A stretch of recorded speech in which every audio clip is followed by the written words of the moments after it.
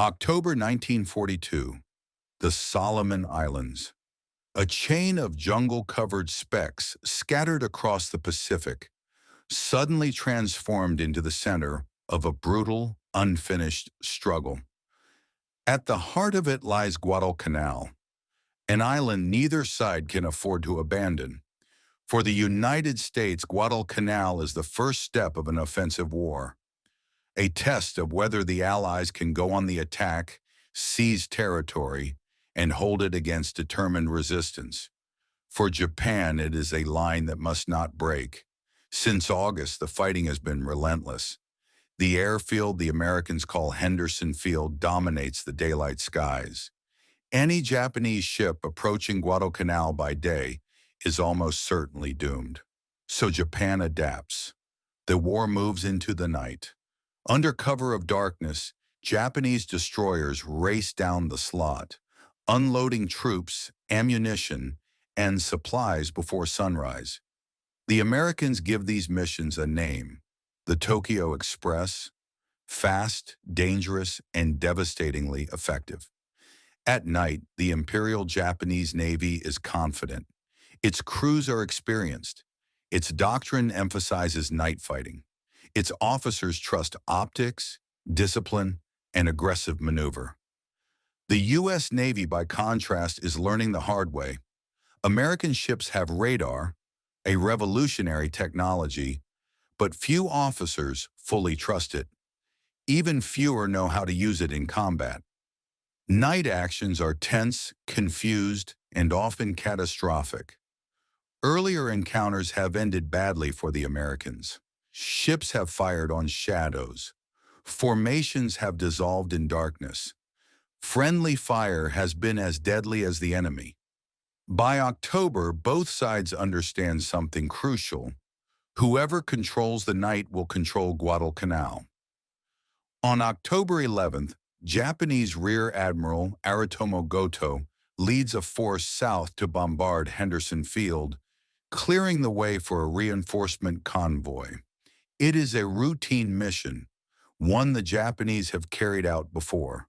What Goto does not know is that an American task force is waiting, not confident, not perfectly coordinated, but ready to fight. For the first time, the U.S. Navy intends to meet the Japanese at night, not by accident, but by design. Off Cape Esperance, in darkness broken only by gun flashes and radar screens, both sides are about to discover how unforgiving night combat truly is. By the autumn of 1942, the war around Guadalcanal obeys a simple rule. Day belongs to the Americans. Night belongs to Japan. Henderson Field dominates the daylight hours. American aircraft patrol the skies, striking any Japanese ship foolish enough to approach the island in sunlight. Transports are sunk, supply ships burn, entire convoys vanish before reaching shore. Japan responds not with retreat, but with adaptation.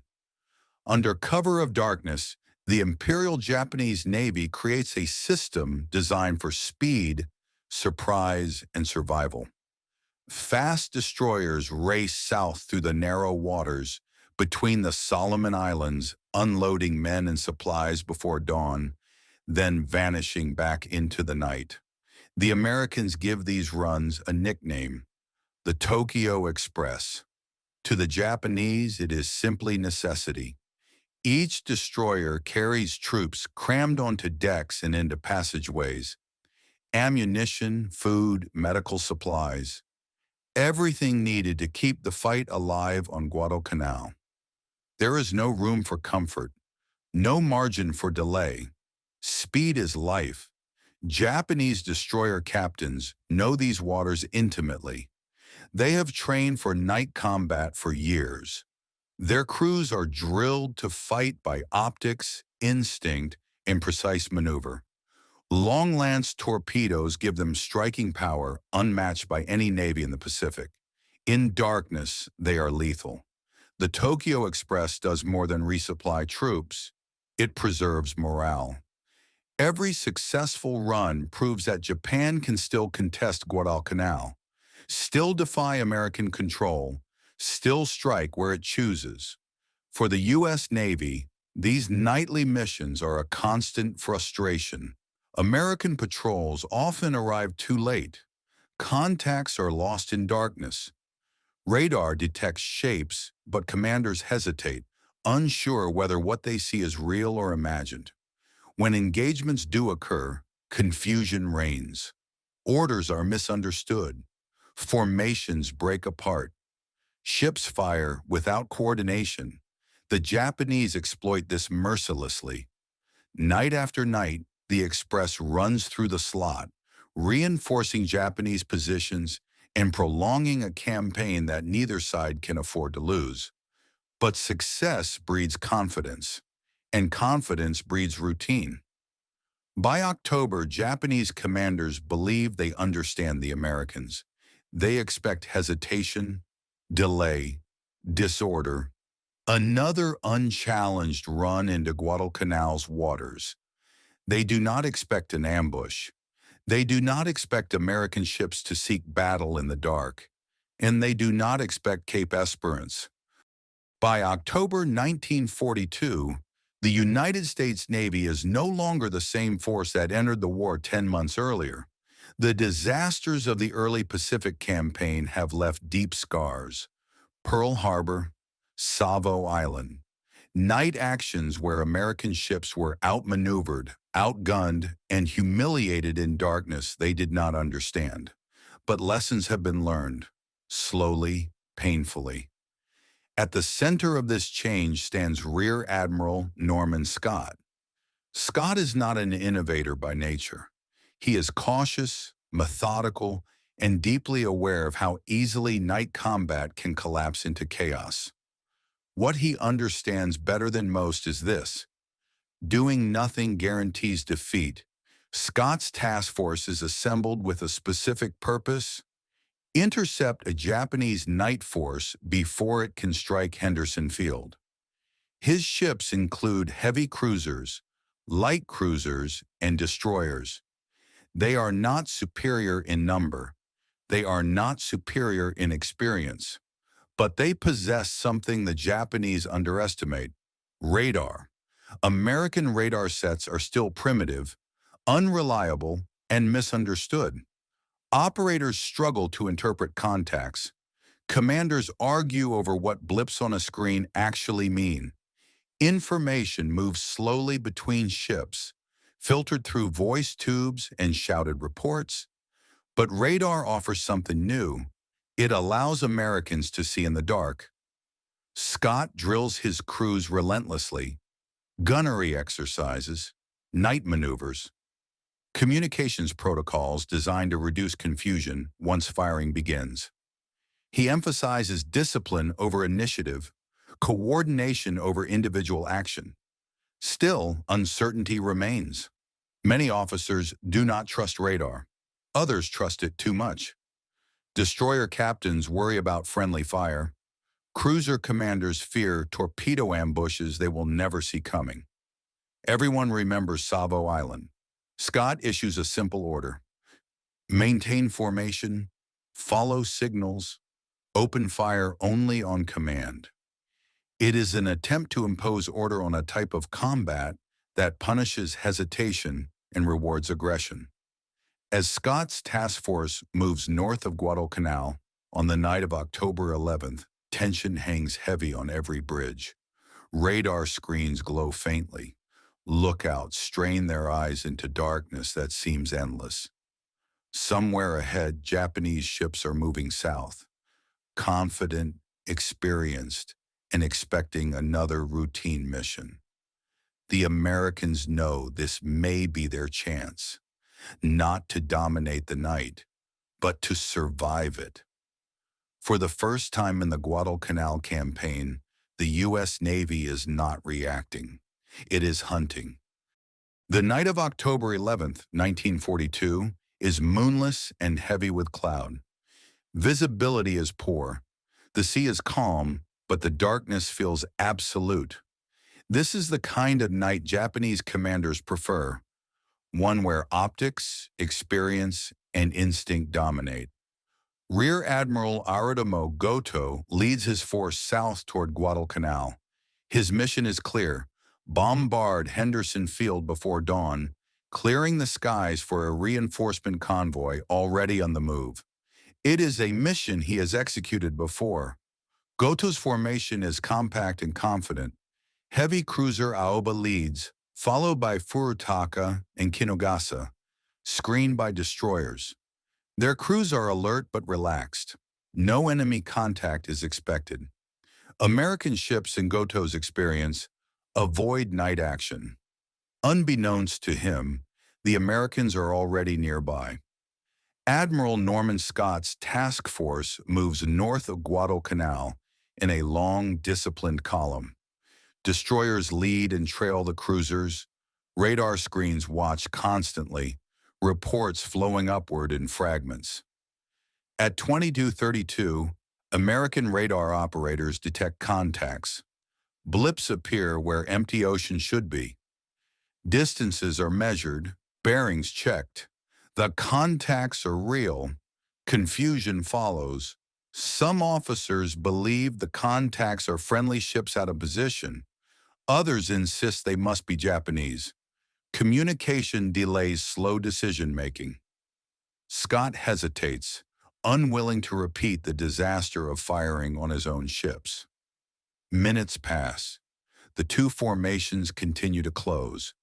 In the darkness, neither side fully understands where the other is.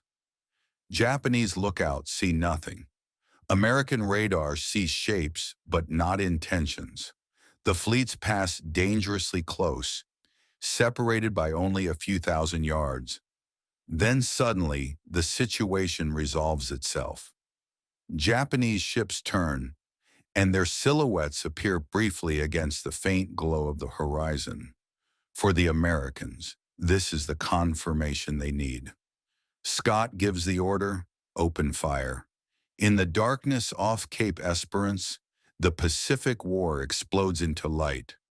At 23:46, the night off Cape Esperance erupts. American cruisers open fire almost simultaneously, their guns flashing in blinding orange bursts that tear through the darkness. The suddenness of the attack is overwhelming. Japanese ships are caught in the open, silhouetted by muzzle flashes they never expected to see. The cruiser USS Helena fires first, her radar-controlled guns already locked onto targets detected minutes earlier. Salvo after salvo crashes into the Japanese formation with shocking accuracy. For the Japanese, the shock is total. Admiral Goto, standing on the bridge of Aoba, believes at first that he is under attack by friendly forces. The confusion lasts only seconds. But seconds are enough. Shells slam into Aoba's bridge, killing and wounding officers, shattering instruments, and throwing the command structure into chaos. Goto himself is mortally wounded, struck by fragments as the cruiser reels under repeated hits. Japanese ships attempt to respond, but coordination collapses instantly. Orders are unclear, signals go unanswered.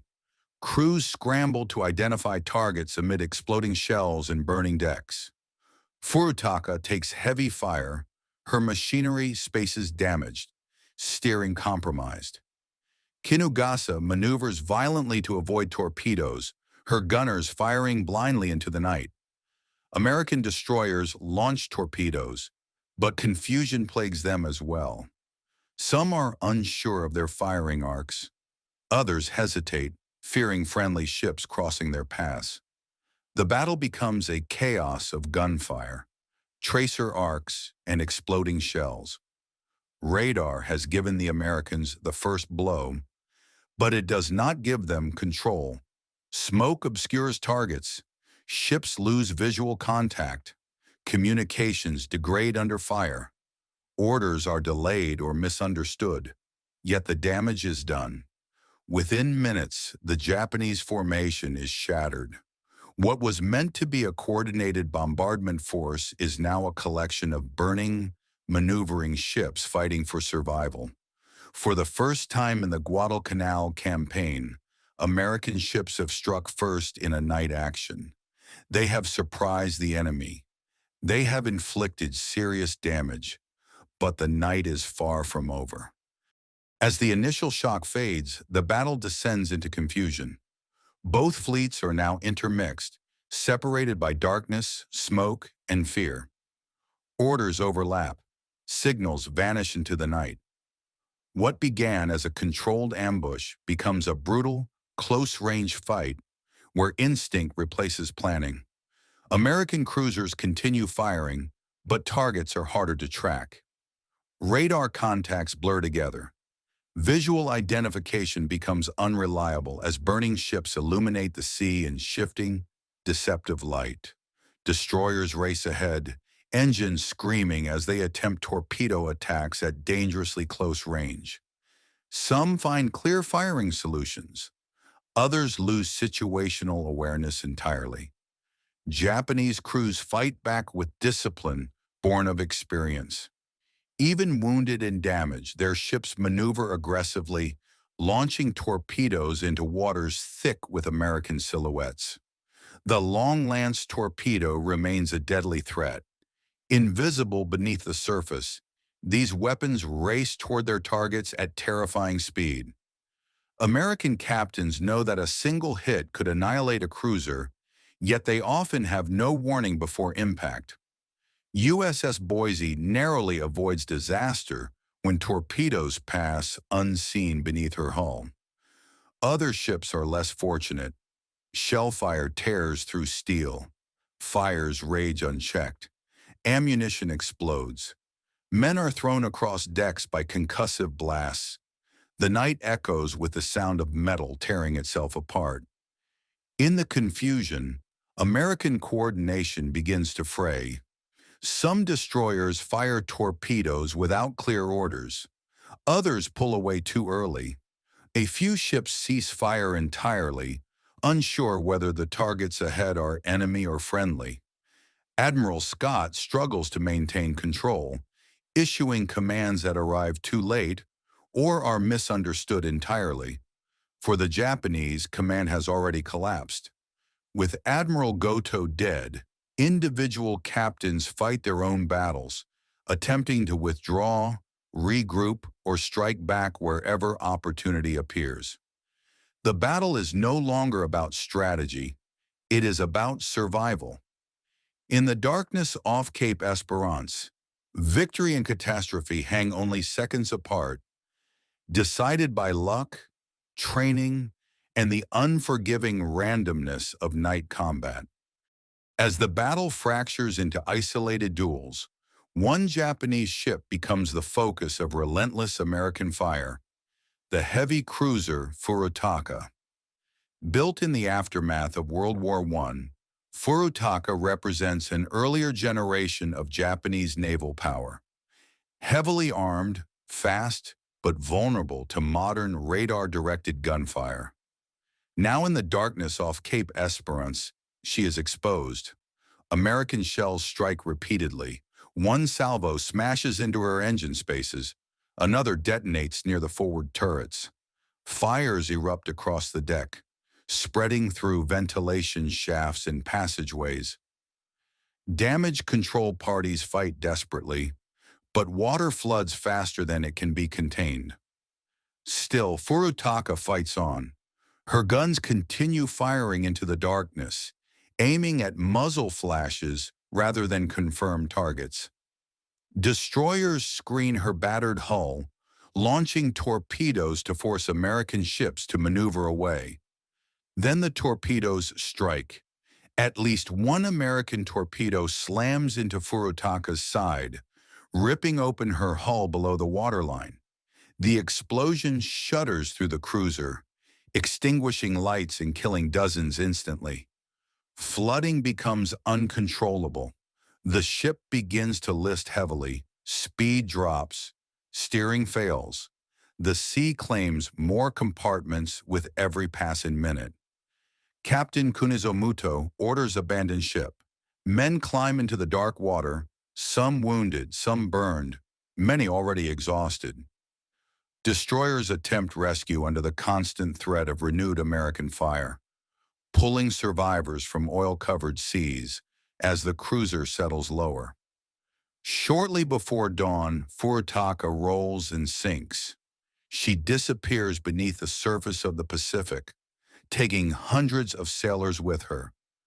For the Americans, the sinking is a confirmation. Japanese heavy cruisers, once masters of night combat, can be destroyed under the right conditions. Radar, coordination, surprise. For the Japanese Navy, Furitaka's loss is more than a tactical defeat. It is a warning that the night no longer belongs exclusively to them. The balance is shifting, and the battle is not yet finished. As the night wears on, the battle begins to lose its shape. What remains of the Japanese force is scattered, damaged, and uncertain. Fires burn unchecked on wounded ships. Signals go unanswered. The carefully planned bombardment of Henderson Field is now impossible. With Admiral Goto dead and command fractured, Japanese captains act independently. Survival replaces mission. The cruiser Kinugasa, still largely intact, maneuvers aggressively to cover the withdrawal. Her guns fire intermittently, not to seek victory, but to buy time. Destroyers weave through smoke and darkness, launching torpedoes more as deterrents than deliberate attacks. The priority is escape. American ships, exhausted and disorganized, struggle to maintain pressure. Radar contacts fade in and out. Ammunition supplies run low. Damage reports arrive from multiple vessels simultaneously. Admiral Scott faces an agonizing decision: pursue the retreating enemy into darkness and risk ambush, or consolidate his force and preserve what he has already gained. Memories of past disasters weigh heavily. Savo Island looms in every commander's mind. Scott chooses caution. American ships reduce speed and attempt to reform their scattered formation. The night remains dangerous. Torpedoes could still be running. Friendly ships could still cross firing arcs. The line between aggression and catastrophe is thin. For the Japanese, the withdrawal is bitter. They have failed to bombard Henderson Field. They have lost a heavy cruiser and hundreds of experienced sailors. Their confidence in uncontested night dominance has been shaken. Yet they have avoided annihilation. As dawn approaches, both fleets disengage. The sea falls quiet except for the crackle of fires and the distant sound of engines fading into the night. Cape Esperance belongs to no one, but the outcome is undeniable. For the first time, an American surface force has intercepted and defeated a Japanese night operation off Guadalcanal. Not decisively, not cleanly, but unmistakably. The myth of Japanese invincibility in night combat has been broken, and the campaign around Guadalcanal has entered a new phase. When the sun rises over the waters off Guadalcanal, the battlefield tells an incomplete story. Wreckage drifts across the sea. Oil slicks spread slowly. Smoke still rises from damaged ships limping away from the night's violence. On paper, the numbers appear clear. Japan has lost a heavy cruiser.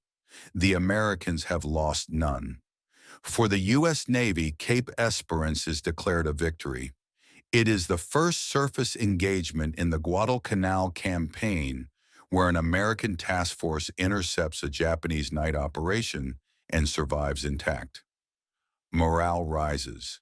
Headlines speak of progress. Officers point to radar, coordination, and surprise as proof that the tide is turning. But beneath the surface, the picture is more complicated. The Japanese reinforcement convoy still reaches Guadalcanal. Supplies still arrive. The ground war continues unchanged. Henderson Field remains under threat. Tactically, the Americans have succeeded. Strategically, little has shifted. Admiral Scott's force inflicted damage, but failed to destroy the enemy outright. Coordination broke down.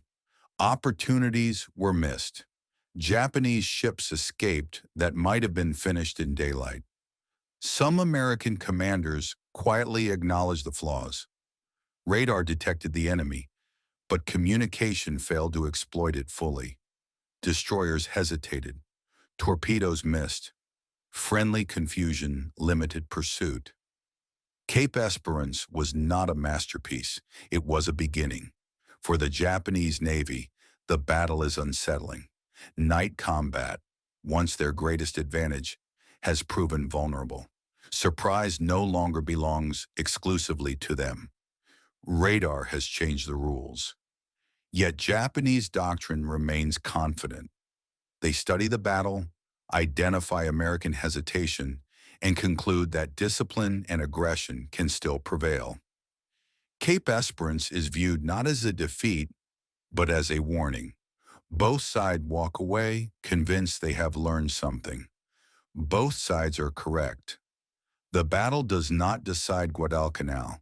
It does not end the Tokyo Express. It does not stop the war from grinding forward with relentless brutality. But it alters expectations. For the first time, American commanders believe they can fight at night. And belief in war is often the most dangerous weapon of all. Cape Esperance does not end the struggle for Guadalcanal. The Tokyo Express continues to run. Japanese destroyers still race through the darkness. American ships will still bleed in night battles yet to come. But something has changed. For the first time since the war began, the United States Navy has proven that Japanese night superiority is not absolute. The lesson is imperfect, incomplete, and paid for in confusion. But it is real.